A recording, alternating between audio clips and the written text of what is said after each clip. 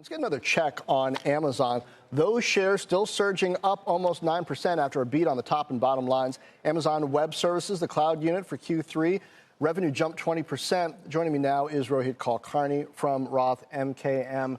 Rohit, $33 billion here in AWS revenue and, operating income for AWS looking pretty solid, considering the layoffs that they're planning as well. Is this what the street is excited about here?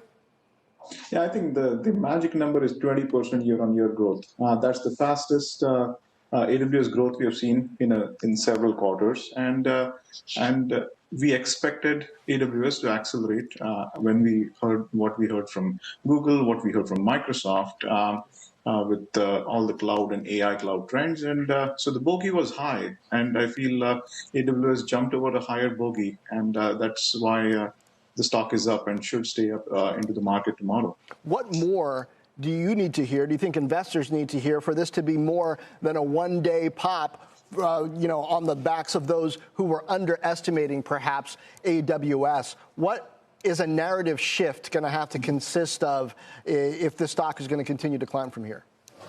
I think it's about the combination of CapEx and their leading indicator. They'll probably talk about both CapEx and performance obligations. AWS has reported RPO, the leading indicator in cloud growth, accelerating over the last few quarters. How fast that's growing is something that I would keep an eye on the call.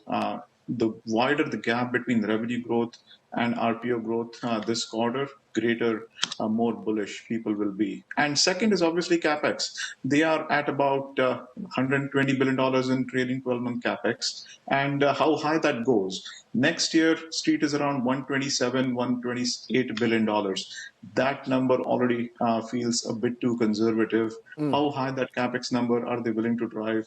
Clearly, it's going to be higher. Whether they give any indicators may put a damper on the stock near term. But again, they are the leading cloud company, and I think accelerating growth is probably putting a lot of kind of bearish narrative to rest. Now, we're in a holiday quarter, and we have that guidance. If you had told me 10 years ago, it would be 18, 19 minutes into an Amazon report looking ahead to Q4, and we wouldn't have talked really about retail yet, I'd have gone, huh?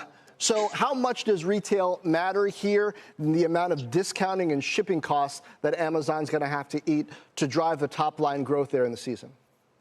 I think during Q4, to some extent, they tend to give a wider guidance for operating income that is expected, given the wide range of outcomes typically they see from a retail perspective. Having said that, I think retail is in this kind of a long-term shift of profitable growth.